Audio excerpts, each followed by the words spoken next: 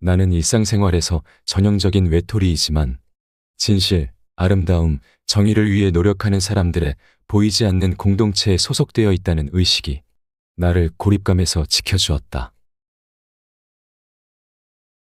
어린 시절부터 나는 흔히 인간의 야망을 표준화해온 것들을 경멸해왔다.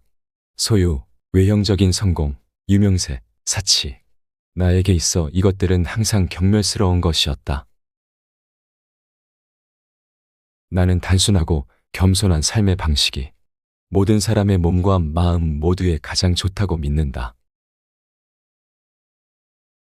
강한 갈망을 품은 채 오랜 세월 어둠 속에서 초조하게 찾아 헤매고 자신감 없이 지칠 대로 지친 모습으로 지내다 마침내 빛으로 떠오른다는 것은 경험해 본 사람만이 이해할 수 있다.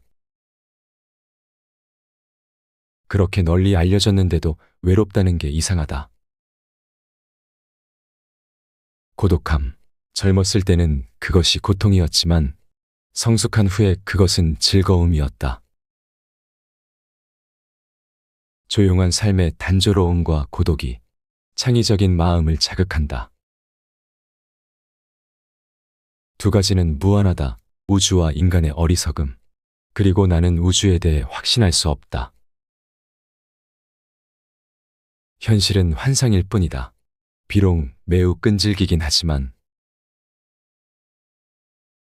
나는 자동차의 표준화는 믿지만 인간을 표준화하는 것을 믿지 않는다. 세상은 사악한 사람들 때문이 아니라 그것에 대해 아무것도 하지 않는 사람들 때문에 살기에 위험한 곳이다. 내 생각에는 허세 부리는 미덕보다는 침묵하는 악덕을 선호한다. 진정한 천재는 아무것도 모른다는 것을 인정한다. 위대한 영혼들은 항상 평범한 사람들의 격렬한 반대에 부딪혀왔다. 옳은 것이 항상 인기 있는 것은 아니며 인기 있는 것이 항상 옳은 것은 아니다.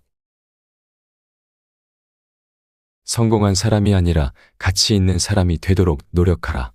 사람들이 어떻게 그들이 투자한 것보다 더 많은 것을 삶에서 얻고자 하는지 주위를 둘러보아라. 가치 있는 사람은 받는 것보다 더 많이 준다. 창의력을 발휘하되 자신이 창조한 것이 인류에게 저주가 되지 않도록 하라. 인생을 살아가는 데는 두 가지 방법밖에 없다. 하나는 아무것도 기적이 아닌 것 같이 사는 것. 다른 하나는 마치 모든 것이 기적인 것처럼 사는 것이다. 나는 옳은 것만 말하는 비관주의자보다는 바보 같은 낙천주의자가 되고 싶다. 사소한 일에 대한 진실에 소홀히 하는 사람은 중요한 일이 있을 때 신뢰할 수 없다.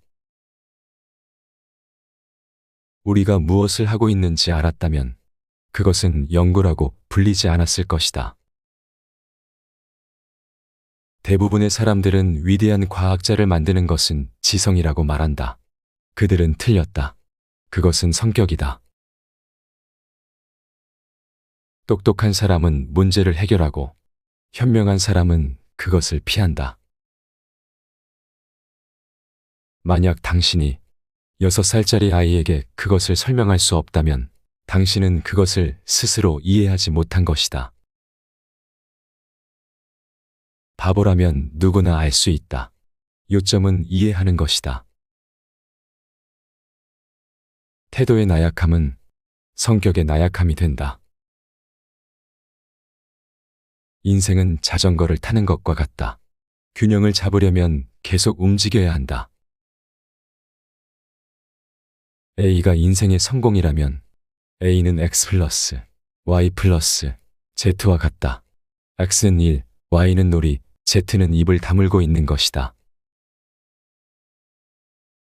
당신은 노력을 멈출 때까지 절대 실패하지 않는다.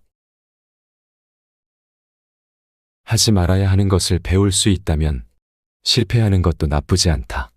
실패는 진행 중인 성공이다. 한 번도 실수하지 않은 사람은 새로운 것을 시도해 본 적이 없다. 나는 특별한 재능이 없다. 나는 단지 열정적으로 호기심이 있을 뿐이다. 내가 너무 똑똑한 것이 아니고 단지 문제를 더 오래 안고 있을 뿐이다.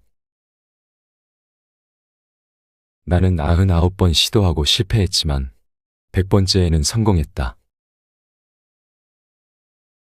모든 것은 가능한 한 단순해야 하지만 간단해서는 안 된다. 나는 물리학자가 아니었다면 아마 음악가가 되었을 것이다.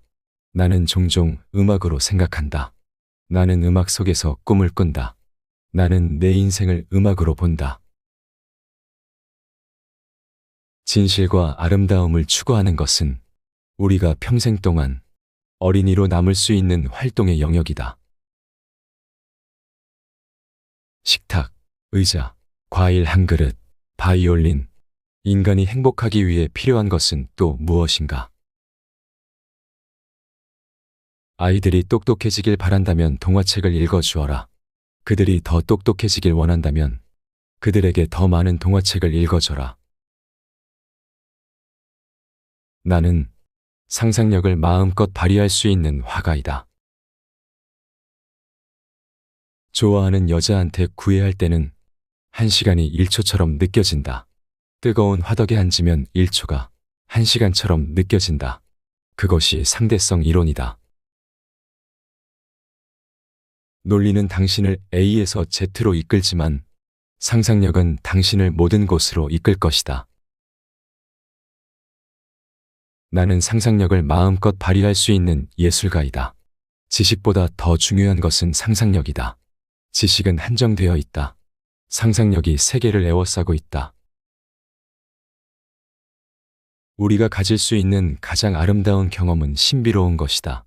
그것은 진정한 예술과 과학의 발상지에 서 있는 근본적인 감정이다.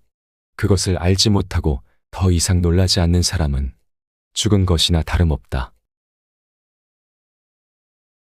중요한 것은 질문을 멈추지 않는 것이다.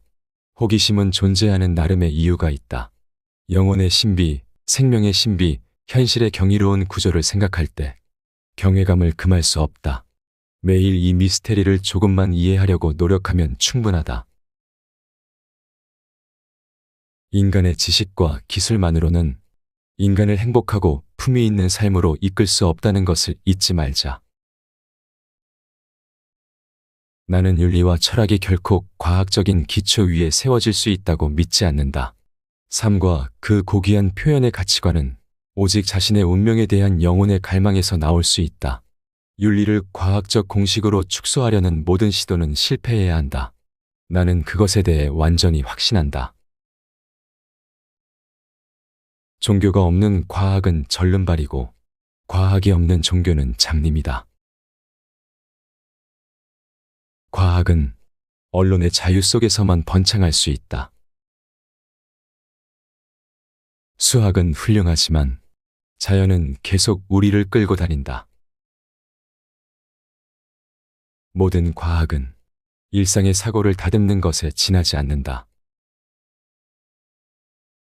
수학의 법칙이 현실을 가리키는 한 확실치 않고 확실치 않은 한 현실과 관련이 없다.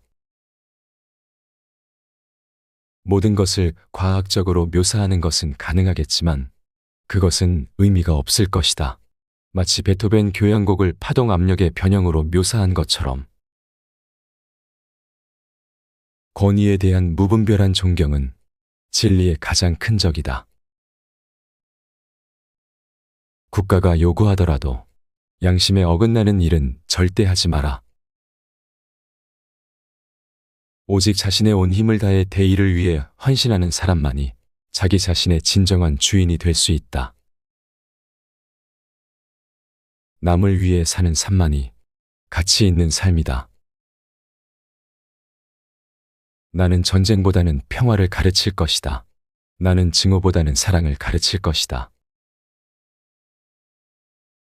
나는 평화주의자일 뿐만 아니라 호전적인 평화주의자다. 나는 평화를 위해 기꺼이 싸울 것이다. 국민 스스로가 전쟁을 거부하지 않는 한 전쟁을 끝낼 수 없다. 문화의 가치를 소중히 여기는 사람은 반드시 평화주의자가 된다. 제3차 세계대전이 어떤 무기로 치러질지 모르지만 제4차 세계대전은 막대기와 돌로 치러질 것이다.